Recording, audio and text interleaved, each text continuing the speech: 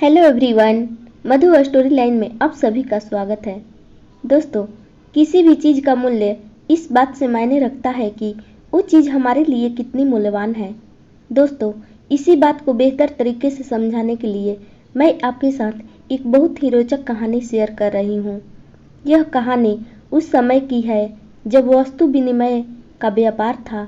वस्तु विनिमय यानी एक वस्तु के बदले दूसरी वस्तु देना। यह कहानी एंटोनियो नामक एक व्यापारी की है जो अपने नगर जिनेवा से मसाले खरीदने के लिए अपने जहाज पर निकला था। बहुत समय पहले इटली के एक नगर जिनेवा में एंटोनियो नामक एक सौदागर रहता था। एक दिन एंटोनियो ने अपना जहाज सामान से भर लिया और दूर दराज के द्वीपों की यात्रा पर चल पड़ा। उसकी योजना उन मसालों को खरीदने की थी जिनकी उसके देश में बहुत मांग थी। वहां पहुंचकर वह एक द्वीप से दूसरे द्वीप गया। उसने मखमल देकर दालचीनी और चमड़े की पोटलियां देकर जायफल खरीदा। एक द्वीप पर वहां के राजा ने उसे भोज पर आमंत्रित किया, लेकिन जब वह दावत के लिए बैठा तो एंटोनियो ने कई सेवकों को लाठियां पकड़े देखा। प्रतीक हो रहा था कि वो सब किसी को मारने के लिए खड़े हैं। आश्चर्य की बात है, यह सोचने लगा, यह पहरेदार क्या कर रहे हैं। जब भोजन परोसा गया तो एंटोनियो को उसके प्रश्न का उत्तर मिल गया। अचानक दर्जनों चूहे वहां पर आ गए। सभी पहरेदार उनके पीछे यहाँ वहां भागने लगे और लाठियों से मारकर उन्हें हटाने की कोशिश करने लगे। एंटोनियो स्तंभ रह गया और बोला, महाराज, क्या यहाँ पर बिल्लियां नहीं हैं? राजा चकित हो गया और बोला, बिल्लियां? उसके बारे में तो हमने कभी सुना ही नहीं। यह क्या होती है? एंटोनियो बोला, महाराज, बिल्ली मुलायम बालों वाली छोटी पशु होती है और चूहों का शिकार करना उन्हें अच्छा लगता है। एंटोनियो ने उन्हें बताया कि चूहों का पीछा करना बिल्लियों का सबसे अधिक पसंद है। यह बिल्लियां आनंद फानन में इस द्वीप से चूहों का सफाया कर देगी। सच में? राजा ने पूछा। हमें यह बिल्लियां कहाँ मिलेगी? अगर तुम हमारे लिए कुछ बिल्लियां ला दो तो हम तुम्हें मुँहमांगा मूल्य देंगे। बस बताओ कि मूल्य क्या है? बिल्लियों का मूल्य चुकाने की आवश्यकता नहीं है, एंटोनियो ने कहा। हमारे पास बहुत बिल्लियां हैं, आपको कुछ बिल्लियां देकर मुझे प्रसन्नता होगी। एंटोनियो चल दिया और शीघ्र ही एक धारीदार बिल्ली और एक बड़ा बिल्ला लेकर लौट आया। जब उसने दोनों को खुला छोड़ दिया तो वे चूहे डरकर भोजन कक्ष से भाग गए और बिल्लियां उनका पीछा करती रहीं। कितनी आश्चर्यजनक पशु है यह, राजा खुशी से चिल्लाया। धन्यवाद मेरे मित्र, अब बदले में मैं तुम्हें कुछ देना चाहता हूँ। राजा ने एंटोनियो को मूल्यवान रत्न और चमकदार हीरो से भरा एक संदूक दिया।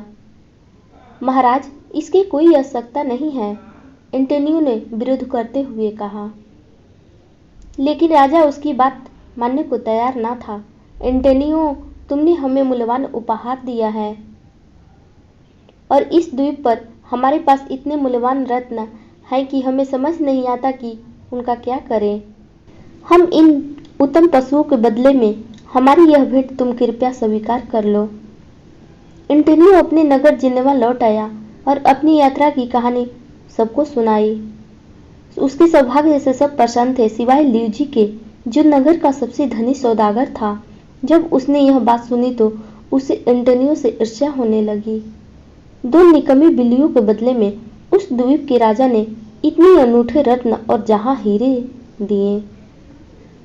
उसने अपने आप से कहा, अरे, ऐसा उपहार तो राजा को कोई गरीब किसान भी दे सकता था। कल्पना करो कि ऐसी वस्तु जो सच में मूल्यवान हो, अगर मैं राजा को भेंट कर दूं तो न जाने राजा कितना बड़ा उपहार देगा। ल्यूजी ने अपने जहाज में उत्कृष्ट मूर्तियां और उत्तम चित्र और सबसे बढ़िया वस्त्र भर लिए। जब वह द्वीप पर पहुंचा तो उसने झूठ बोला। उसने राजा के पास संदेश भिजवाया कि वह एंटोनियो का मित्र था। यह बात जानकर राजा ने लिवजी को रात्रि में भोजन के लिए आमंत्रित किया। लिवजी द्वारा लाई गई उपहार जब राजा ने देखे तो वे आश्चर्यचकित हो गए और बोले, तुम्हारी उदारता से मैं बहुत प्रसन्न हूँ। राजा ने लिवजी से कहा, मुझे समझ नहीं आ रहा है कि अपना आभार कैसे व्यक्त करूं। राजा ने अपने मंत्रियों से बात की और कुछ समय बाद लिवजी को शाही दरबार में बुलाया गया। राजा ने लिवजी से कहा, हमने बहुत चर्चा की। यह बताने में मुझे प्रसन्नता हो रही है कि तुम्हें देने के लिए हमने एक उत्तम उपहार चुन लिया है। यह सच में मूल्यवान है। इतना कहकर राजा ने सेवकों को आदेश दिया कि उपहार ले आएं। लिवजी बड़ी कठिनाई से अपनी उत्तेजना को दबा पाया। उसे विश्वास था कि जितने हीरे जवाहरात एंटोनियो को मिले थे उससे 20 गुना अधिक उसे अवश्य मिलेंगे। एक मखमल के कपड़े से ढका हुआ रेशम का एक गदा राजा ने लिवजी को भेंट दिया। जब लिवजी ने मखमल का कपड़ा उठाया तो वो अवाक हो गया। गदे पर एक रोएदार गेंदा था। जब गेंद हिला तो लिवजी को समझ आया कि वह था एक बिल्ली का बच्चा। तुम्हारी मित्र ने जो अनमोल बिल्लियाँ हमें दी थी उन्होंने अभी अभी बच्चे दिए हैं। क्योंकि तुमने हमें इतनी शानदार उपहार दिया है इसलिए अपनी सबसे मूल्यवान वस्तु हम तुम्हें उपहार स्वरूप देना चाहते हैं। लिवजी ने जब राजा के प्रफुल्लित चेहरे को देखा तो उसे एहसास हुआ कि राजा के लिए बिल्ली का छोटा बच्चा इन सारी मूल्यवान वस्तुओं से अधिक मूल्यवान था जो उसने राजा को उपहार दिया था। लिवजी समझ गया कि मुस्कुराकर प्रसन्नता से राजा का उपहार स्वीकार करने का नाटक करना ही उचित होगा। उसने वैसा ही किया। लिवजी धनवान बनकर घर न लौटा था परंतु वे अधिक बुद्धिमान अवश्य हो गया था। तो दोस्तों, उम्मीद करती हूँ कि आपको यह कहानी सबसे अनमोल उपहार अवश्य पसंद आई होगी। कृपया कमेंट के माध्यम से अवश्य बताएं। आपके किसी भी प्रश्न एवं सुझावों का स्वागत है। कृपया शेयर करें और जुड़े रहने के लिए सब्सक्राइब करें। Thank you.